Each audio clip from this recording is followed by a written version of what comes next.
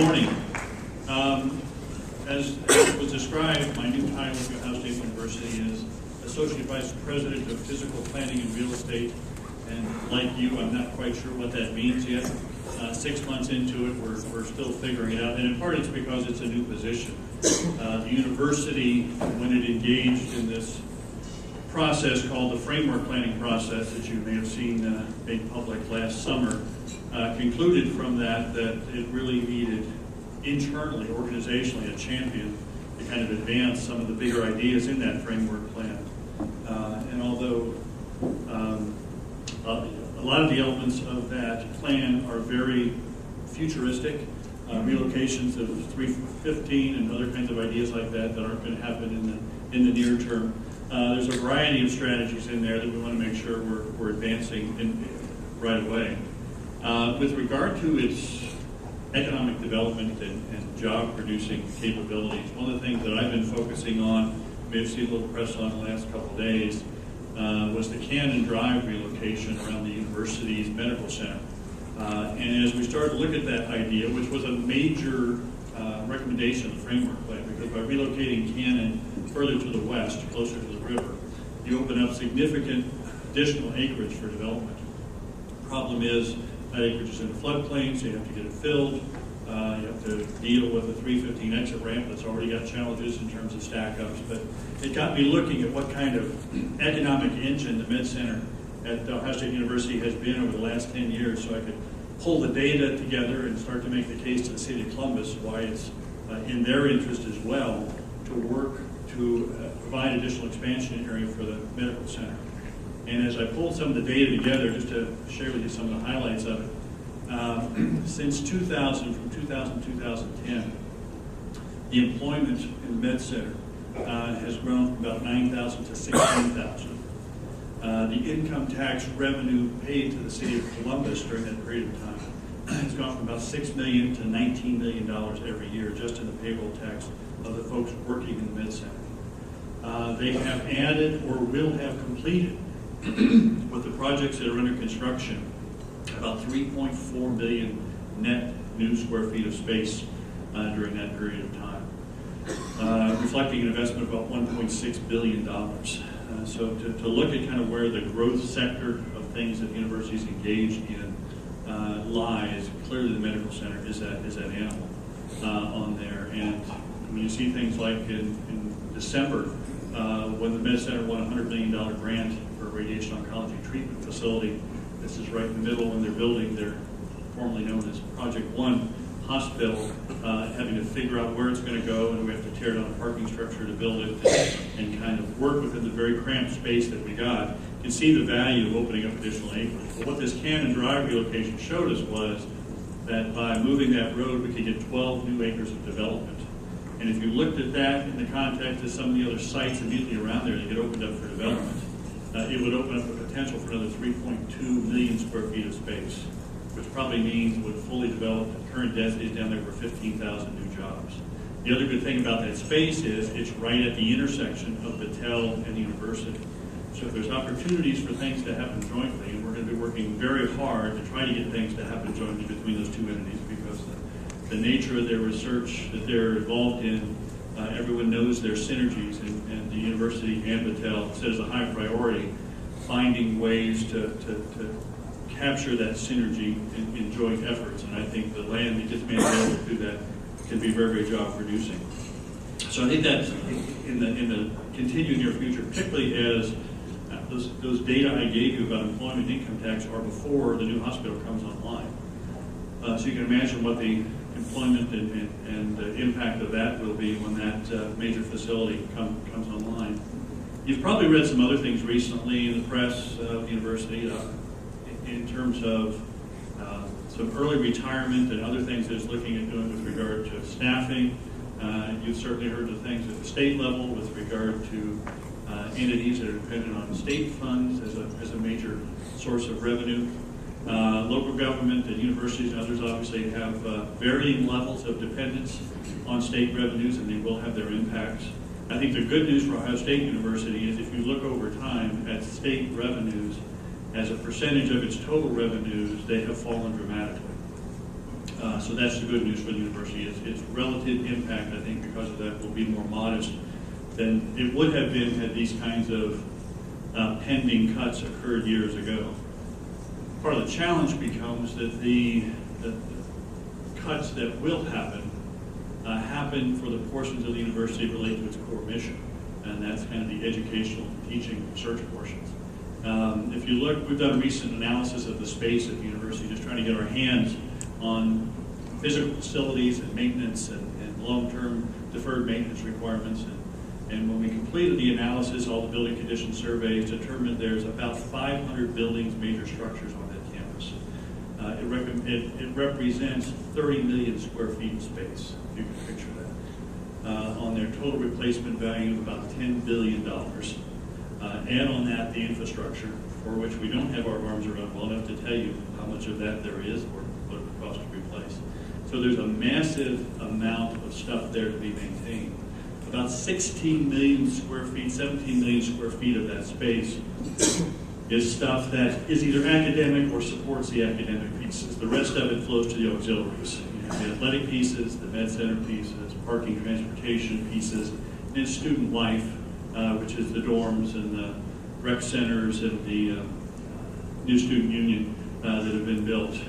Those pretty much have captive fee structures that can fund their operations, fund their expansions. But the part in the center, the academic mission, in addition to tuition and other kinds of revenues, has some fairly high dependence on state money. And that's been particularly true for the facilities themselves. So those facilities that we look at have for 15 years been getting less money from the state. There's not been much in the way of other sources of capital to fund the renovation, repair, and upkeep of those academic buildings. And part of our challenge in the near term is to figure out what kind of funding model can we create to make sure that that massive amount of space gets the appropriate level of upkeep. So I do think there's going to be lots of competition for dollars. I think part of the stuff you're seeing with regard to jobs and employment and early retirement are really part of a much larger strategy where the university is standing back and saying, let's look at the efficiency with which we do what we do on there, and that applies to everything. It's been a highly decentralized model in the past. That's even true on the academic side, where it gets pushed down to colleges and into departments, and there's a tremendous amount of duplication on a lot of administrative services. All of that's getting looked at. Space is getting looked at much more efficiently. So a lot of the tools that you're hearing with regard to the early retirement incentives and tools like that are really to assist the university to structure itself more efficiently on a going forward basis. Do we hope there's some efficiencies that occur from that, that could result in less employees in some areas? Absolutely. Is it part of a large kind of predetermined downsizing strategy? It's not at this point. And I quite honestly don't see that occurring other than in places where we think we can, from a talent evaluation perspective, deliver the services we deliver much more efficiently. All that said, I still think at the end of the day, the Med Center is the area and related facilities that will be the engine of growth on a going forward basis with regard to new jobs and activity in the region. A couple other things just to briefly make you aware of in terms of development activities. Obviously, the framework plan has us looking at a whole series of strategies for how we use our land. I think you'll continue to see, as the university tries to figure out SciTech and its partnerships with Patel and other related activities like that. You've heard a lot on commercialization and licensing. I think there will be some other major announcements made in the near future with regard to tech transfer and some folks that are being brought in who are among the national leaders in that area that are really going to try to make the linkages and connections between research, company formation, company growth and development, and that's a major strategy of the institution that I think both for Central Ohio, larger region, are going to have longer term impacts, but they're not the kind of things that lead to significant near-term job growth, but an area that the university, as a matter of priority, is going to be putting significant resources in. I think it aligns very well with the new governor and where the state's pointing in terms of trying to make the university that economic engine in more ways than it has been in the past. I think the last piece here I want to highlight for you is, was mentioned, I'm back serving on the board of the Campus Partners. And last week, or the week before, Campus Partners went out with several of the properties that it owns on the east side of High Street, including the old Long's bookstore site, area south of Gateway, and several of the properties there, to begin the process of soliciting developer interest in those sites. There's a variety and kind of range of possibilities as to what can occur on those sites. This is a very early stage to get our arms around more what would the market want to see there. We expect student housing, expect some other kinds of housing. There's a variety of other kinds of things being proposed at those sites as well. But those are out hitting the street at this time. One of the questions that raises, and another thing that's been in the press a lot, is what the university's policies are with regard to student housing. And you heard the president's goal to house all sophomores on campus. That is still the president's goal. The challenge has been, how do you fund that and make that work? It's a very expensive proposition under all circumstances, but when you add some of the prevailing wage and the multi-prime procurement and some of the other things that you have to do to deliver it, and to do that on site also means it has all the supportive services and recreational and food and other services with it. It becomes very significant in terms of its costs and burden. One of the biggest challenges affecting growth and development of the university is its current debt structure. You've seen the volume of the debt that was made public with regard to Project One. I think when all debt currently planned is issued in the next few years, that'll take it up to over $2.5 billion in debt. This is a university that had typically been, around the turn of the century, about 2000 years before, short years after, $200 to $300 million in debt. So to be at that $2.5+ billion, you're running the risk of the bond rating agency saying you do more. We're going to start lowering those bond ratings there because that's a high level of debt. I think that will be the biggest limitation on expansion of facilities in the near term. I think they're looking for strategies to more rapidly buy down some of that debt.